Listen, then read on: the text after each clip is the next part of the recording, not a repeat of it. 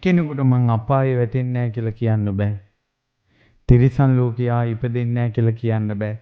පෙරේතෙක් වෙන්නේ නැහැ කියලා කියන්න බෑ. මං කරන එක මට එන්නේ නැහැ කියලා කියන්න බෑ. අනේ අගෞරවයකට නෙවෙයි පිම්පව් කියලා දෙන්නයි මම මේ කියන්නේ. මාව මොන ගහින් අවුරුදු 20ක 22ක විතර ළමෙක් ආවා තරුණ පුතේ.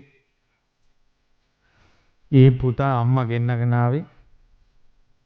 ඒ පුතා එන්නේ මෙහෙම අත් දෙක ගුලි කරගෙන දත් මිටි කාගෙන ඇස් ලොකු කරගෙන. අපි හිතන්නකෝ තරහා ගිය පුතේ අම්මට ගහන්න යනවා කියලා හිතන්නකෝ. ඒ විදිහටම ඉපදිලා. ඉස්සර අපේ අම්මලා කිව්වා පුතේ අම්මට රවන්න එපා උඹලා ওই විදිහට ඉපදෙයි කියලා. අම්මා තාත්තට අතපය දික් කරගෙන යන්න එපා උඹලා ওই විදිහට ඉපදෙයි කියලා. මම ඇස් වලින් දැකලා තියෙනවා මේ විදිහට ඉපදිච්ච අය. අම්මට රවපු විදිහටම ඉපදිලා මුළු ජීවිත කාලෙම එහෙමයි.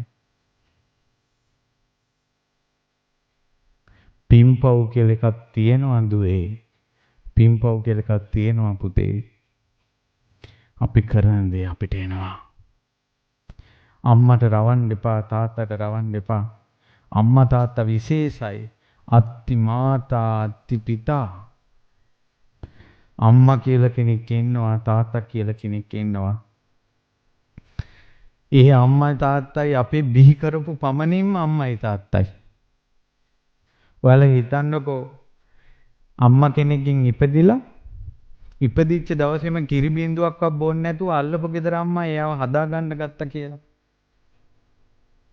අර දරුවා ලොකු වෙලා යම් දවසක දාමරිකෙක් වෙලා හදාගත්තු අම්මයි අල්ලපු ගෙදර වදපු අම්මයි කියන දෙන්නා ඝාතනය කළොත් ආනන්තරීය පාප කර්මයේ කල්පයක් නිරේ උපදින්නේ කොයි අම්මා මරද්දින්ද? හදපු අම්මද වදපු අම්මද? වදපු අම්මා.